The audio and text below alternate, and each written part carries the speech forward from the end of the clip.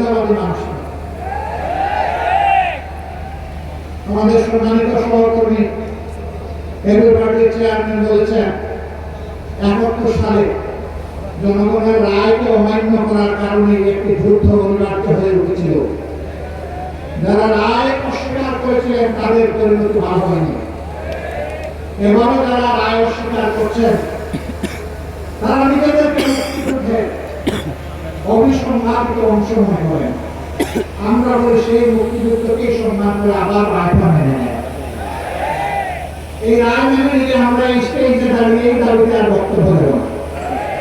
কিন্তু এই রায় যদি না মানে, মহান আল্লাহকে সাক্ষী রেখে বলছি, এই রায় বাস্তবায়ন না হওয়া পর্যন্ত আমাদের আন্দোলনে আমরা কোন ধরনের বিশ্রাম নেব।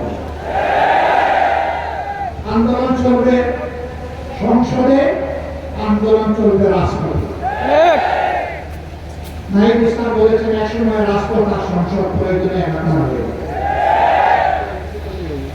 রাজপথ আর সংসদ একাকার যেদিন হয়ে যাবে সেদিন বালুর পাড় দিয়ে নদীর জোয়ার সমুদ্রের জোয়ার থামাতে পারবে। বেশিরভাগেরা বিভিন্ন নেগেটিভ তৈরি করে, বয়ান তৈরি করে জাতিকে বিভক্ত করেছে।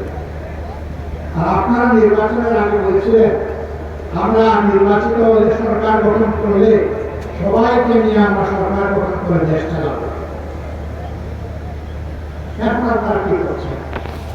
এক দলকে পাঠিয়ে দিচ্ছেন পাকিস্তান, আরেক দলকে পাঠিয়ে দিচ্ছেন পেশোয়ার, আরেক দলকে পাঠিয়ে দিচ্ছেন আরো কোনো দেশে, আর নিজেরাই দেশের জমিদারি দখল নিতে আছে। মনে রাখবেন জুলাইয়ের দুইটা স্লোগান ছিল বড় শক্তিশালী। একটা ছিল উই ওয়ান্ট জাস্টিস, আরেকটা ছিল দেশটা কারো বাপের নয়। দেশ বাংলাদেশের জন্য।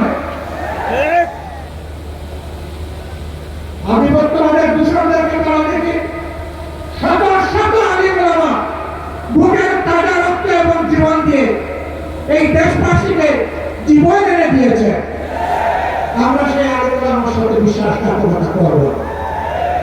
আমাদের যে যুব সমাজ, যে শ্রমিক সমাজ, যে কৃষক সমাজ, আপনার জনগণ, এমনকি ৪ বছরের শিশু জীবন দিয়ে আমাদেরকে ঋণী করে দিয়েছে, আমরা তাদেরকে কথা দিচ্ছি আমরা তোমাদের সাথে বেইমানি করব না। তোমাদের সত্য বাস্তবায়নে আমরা অবিচল সামনে এগিয়ে যাব ইনশাআল্লাহ। আমরা গভীরভাবে আস্থাশীল, ইনশাআল্লাহ আমাদের জনগণের বিজয় হবে ইনশাআল্লাহ। যেই সত্যবান জনগণ বেশিরভাগের বিরুদ্ধে দৃঢ় অবস্থান নিয়েছে গণভোটে হারবে, সেই জনগণের বিজয় হবে। নতুন করে কেউ বেশিরভাগ কায়েম করতে গেলে তাদেরকে অনুরোধ করবো নিকট অতীতে যাদেরকে এখন বুকে টেনে নিয়ে আপনারা এই নির্বাচনের বৈতরণী পার হয়েছে, যাদের হাতে পায়ে ধরে ইঞ্জিনিয়ারিং করে ক্ষমতা এসেছে, তাদের পরিণতি থেকে শিক্ষা গ্রহণ করবে। সম্মানিত ভাই বন্ধুগণ, তারা সংসদে দাঁড়াইনি বলে একটা সুষ্ঠু নির্বাচনের মধ্য দিয়ে গঠিত